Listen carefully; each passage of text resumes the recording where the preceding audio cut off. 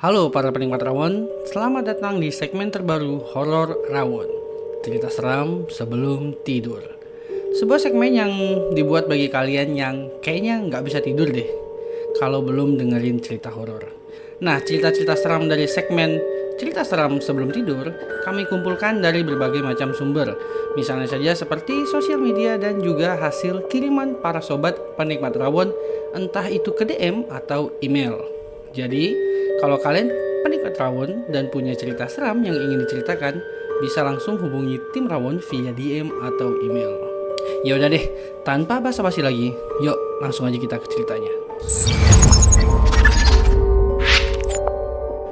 Cerita kali ini adalah cerita yang tim rawon angkat dari sebuah thread di platform Twitter atau X dengan akun @penjahatklausa. Cerita ini mengangkat kisah seorang pria bernama Ridwan dan kedua orang tuanya yang pindah ke sebuah rumah baru. Ridwan dan orang tuanya yang berasal dari Jakarta harus pindah ke sebuah kota dikarenakan kedua orang tuanya dipindah tugaskan. Dan agar bisa melakukan aktivitas mereka di kota tersebut, sang ayah kemudian memutuskan untuk membeli sebuah rumah di kota tersebut. Selain itu, rumah ini dibeli oleh ayah Ridwan sebagai kado ulang tahun pernikahan dan sekalian nih untuk merayakan kenaikan pangkat sang ayah. Nih, sebagai gambaran ya, rumah yang dibeli ayah Ridwan ini cukup besar, hanya saja sudah cukup tua. Bahkan nih, tetangga sekitar mengatakan kalau rumah ini merupakan rumah peninggalan zaman penjajahan Belanda. Nah, karena sudah cukup tua, nggak heran dong jika rumah ini memerlukan renovasi di sana-sini. Apalagi rumah ini setidaknya sudah terbengkalai selama 6 tahun lamanya. Ditambah lagi, identitas pemilik rumah tidak pernah disebutkan sama si penjual. Dari beberapa bagian rumah yang perlu direnovasi, ayah Ridwan kemudian memutuskan untuk merenovasi rumah bagian depan terlebih dahulu, seperti teras, halaman, dan juga taman. Karena ingin cepat selesai, maka ayah Ridwan kemudian menggunakan jasa renovasi untuk mengerjakan pekerjaan tersebut. Ya, namanya juga ada pekerjaan renovasi ya, jadi tiap harinya itu di rumah cukup berisik karena para pekerja sedang melakukan pekerjaan renovasi. Awalnya sih pekerjaannya normal-normal aja nih, cuman pada satu hari para pekerja seperti fokus pada satu titik lantai yang nggak bisa dihancurin. Para pekerja bahkan sudah menggunakan berbagai macam alat seperti palu, linggis, hingga bor, tapi masih tidak mampu untuk menghancurkan lantai tersebut. Jadi ada sebuah lantai yang kayaknya keras banget nih, nggak bisa dihancurkan, padahal udah pakai bor gitu. Tapi ya Ridwan cuek aja. Toh menurut dia itu bukan urusan dia. Menurut Ridwan, apa yang dilakukan oleh para pekerja tersebut ya hubungannya dengan orang tuanya. Jadi dia tidak mau ikut campur lah gitu. Beberapa lama setelah pindah, ayah Ridwan harus melakukan perjalanan keluar kota sehingga hanya menyisakan dirinya dan juga sang ibu. Dengan rumah sebesar itu dan penampilan rumahnya sudah cukup tua, Ridwan sebenarnya agak ngeri-ngeri nih. Tapi ya dia cuek-cuek aja. Toh menurut dia hantu itu gak ada kok. Ya setidaknya itu yang ada di pikiran Ridwan. Entah untuk menenangkan pikiran atau memang si Ridwan ini tidak takut dengan yang namanya hantu. Beberapa hari berlalu dan memang tidak ada kejadian apapun. Hingga pada malam keempat saat Ridwan mau ke toilet untuk buang air kecil. Dari kejauhan dia seperti melihat orang yang sedang jongkok sambil mengaitkan tangannya. Ya kayak sedang malu lah gitu. Jadi dia kayak mukul sesuatu ke lantai. Cuman waktu itu di dalam pikirannya Ridwan, mungkin ada pekerja yang lagi lembur lah. Tapi lama-lama terdengar suara pukulan palu yang cukup kencang dan Ridwan mulai merasa sedikit terganggu. Soalnya udah cukup malam. Terus ditegurlah pekerja tersebut. Kenapa nggak besok aja sih ngerjainnya? Ini kan udah malam banget, tegur si Ridwan. Tapi suara pukulan palu itu tidak berhenti, malah makin kencang. Sedikit jengkel, Ridwan pun coba nyamperin nih sumber suara dengan niat mau negor. Sampai di jendela, Ridwan langsung ngintip keluar. Soalnya kan pekerjaannya kan di depan rumah dan di luar rumah gitu. Jadi Ridwan langsung ngintip keluar dan pas mau negur, betapa kagetnya dia. Ternyata di luar tuh nggak ada siapa-siapa. Dan yang bikin Ridwan tambah takut adalah suara yang tadinya di luar rumah sekarang jadi di dalam rumah. Tepatnya pada bagian dapur. Takut dong Ridwan. Soalnya Ridwan tahu di dalam rumah hanya ada dia dan ibunya. Ditambah dengan suara dan bayang-bayang orang yang tiba-tiba menghilang. Akhirnya dia memutuskan untuk berlari ke arah kamar dan mencoba tidur. Walaupun sebenarnya nih, suara pukulan palu tersebut masih terdengar sangat jelas dari arah dapur. Besoknya, si Ridwan pun akhirnya memutuskan untuk menceritakan kejadian tersebut ke ibunya. Jadi dia karena takut, ceritalah dia ke ibunya. Namun, ibunya bilang nih, kalau semalam dia kayaknya nggak dengar apa-apa deh. Dan bahkan si ibu bilang, kayaknya si Ridwan ini lagi ngigo deh dengan nada bercanda gitu. Jadi mungkin menurut si ibu, si Ridwan ini sebenarnya ngantuk aja, jadi dia kayak halusinasi lah. Tapi si Ridwan masih penasaran nih. Akhirnya si Ridwan kemudian mencoba untuk nyamperin para pekerja untuk nanyain nih satu-satu siapa yang mukul-mukul lantai semalam. Tapi semua pekerja yang ditanya sama Ridwan, jawabannya tuh selalu sama. Kalau mereka itu udah pulang sebelum jam 6 sore. Nah, jawaban para pekerja tersebut malah ngebuat Ridwan semakin takut. Tapi di saat yang bersamaan, dia tuh penasaran. Sebenarnya yang mukul-mukul lantai itu siapa? Nggak tanggung-tanggung loh.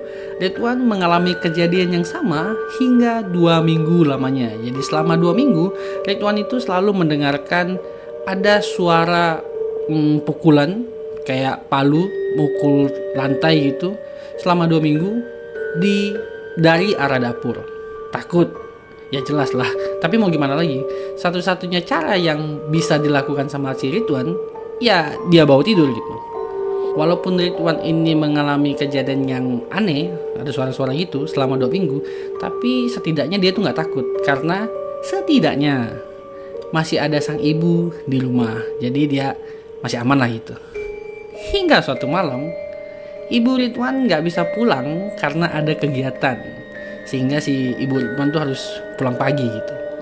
Jadi si Ridwan nggak tahu kalau ibunya ini tiba-tiba ada kegiatan dan nelfon si Ridwan kalau, nah ibu nggak bisa pulang karena ada kegiatan. Jadi kamu di rumah ya sendiri.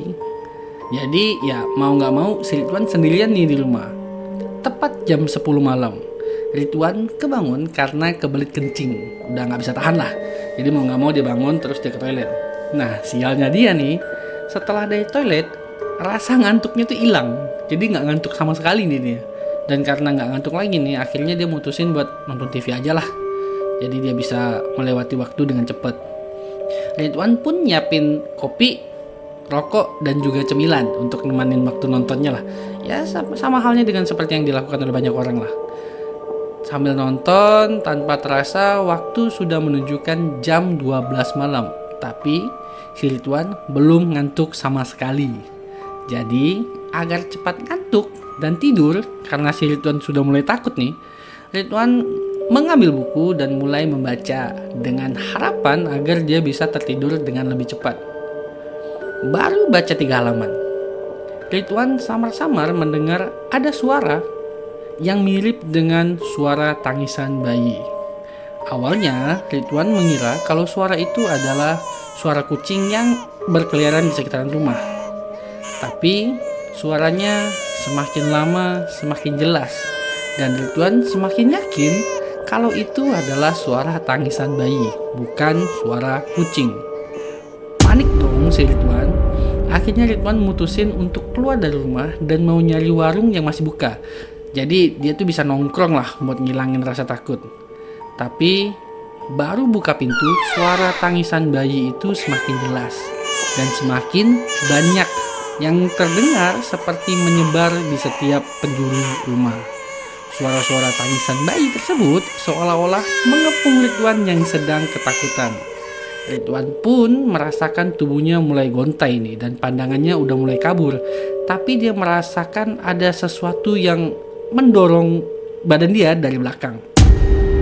Dorongannya sangat-sangat kuat sehingga membuat dia terpelanting dan mendarat tepat pada titik di mana Ridwan melihat sosok yang sedang memalu di lantai.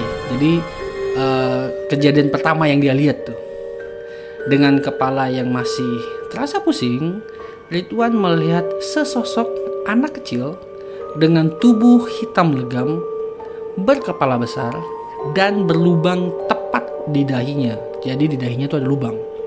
Sosok itu terus-terusan memukul lantai yang ada di bawahnya dengan erangan-erangan lirih yang terdengar begitu memilukan. Ridwan yang masih setengah sadar merasa jika tangannya seperti bergerak sendiri tuh. Jadi dia kayak nggak bisa ngontrol dan mulai mengikuti sosok anak kecil itu memukul lantai.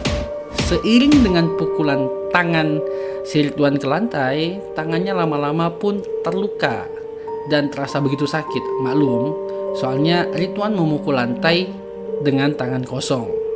Sosok tersebut seakan memberi tanda untuk membantunya menghancurkan lantai tersebut.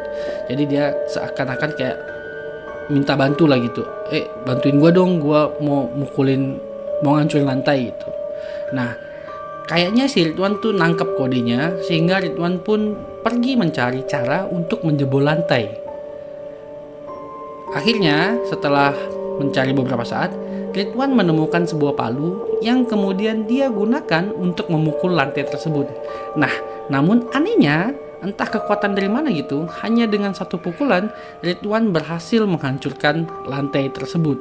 Padahal, lantai tersebut itu pernah coba dihancurkan oleh para pekerja, namun nggak bisa. Bahkan pakai bor. Nah, tapi kali ini hanya dengan satu pukulan menggunakan palu, lantai tersebut langsung hancur. Dan betapa kagetnya Ridwan ketika melihat apa yang ada di balik puing-puing lantai yang baru saja dia hancurkan. Dia melihat bungkusan kain seukuran setengah lengan manusia yang ternyata di dalamnya berisikan janin-janin bayi yang sudah mengering. Jadi, kain yang dia pegang itu sebenarnya adalah kain kafan yang digunakan untuk membungkus janin. Tapi, yang lebih mengerikannya adalah janin yang sedang dipegang oleh Ridwan itu adalah satu dari sekian banyak janin-janin kering lain yang terkubur di bawah lantai rumahnya. Melihat begitu banyak janin-janin yang terkubur, akhirnya Ridwan memutuskan untuk menelepon ibunya. Ridwan pun kemudian menceritakan apa yang baru saja dialami nih, bahwa dia ketemu makhluk gaib dan melihat banyak janin. Nah, dan si ibu nih meminta Ridwan untuk keluar dari rumah terlebih dahulu sambil nunggu ibunya pulang.